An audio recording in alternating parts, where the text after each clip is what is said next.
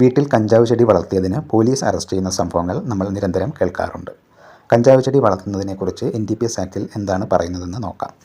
ആക്ടിലെ section 21A(I) പ്രകാരം നിയമപരമായ അനുമതിയോ ലൈസൻസോ ഇല്ലാതെ ഏതുതരം കഞ്ചാവ് ചെടി വളർത്തുന്നതും ശിക്ഷാർഹമാണ്.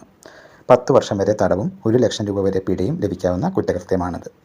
NDPS ആക്ടിലെ മറ്റ് വകുപ്പുകളിലെ പോലെ സ്മാൾ ക്വാണ്ടിറ്റിയുടെയും കൊമേഴ്ഷ്യൽ ക്വാണ്ടിറ്റിയുടെയും അടിസ്ഥാനത്തിലല്ല ഇതിൽ ശിക്ഷ നിർണ്ണയിക്കുന്നത്.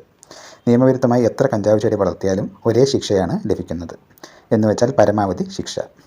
എന്നാൽ പ്രതി കഞ്ചാവ് ചെടി വെച്ചുപിടിപ്പിച്ചതിന് വ്യക്തമായ തെളിവ് നൽകേണ്ടതുണ്ട്. പ്രതിയാണ് നടീൽ അല്ലെങ്കിൽ വിളവെടുപ്പ് നടത്തിയത് എന്നത് സംബന്ധിച്ച് കൃത്യമായ തെളിവ് പ്രോസിക്യൂഷൻ ഹാജരാക്കണം. കഞ്ചാവ് ചെടി പിടിച്ചെടുത്തതിൻ്റെ വസ്തുത അംഗീകരിച്ചാലും ആ കഞ്ചാവ് ചെടി വളർത്തിയത് പ്രതി തന്നെയാണെന്നും അയാളുടെ അറിവോടെയാണെന്നും തെളിയിക്കേണ്ടതുണ്ട്.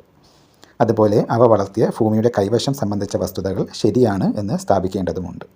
ഇവയൊക്കെ തെളിയിക്കുന്നതിൽ പ്രോസിക്യൂഷൻ പരാജയപ്പെട്ടാൽ പ്രതി കുറ്റവിമുക്തനാക്കപ്പെടും.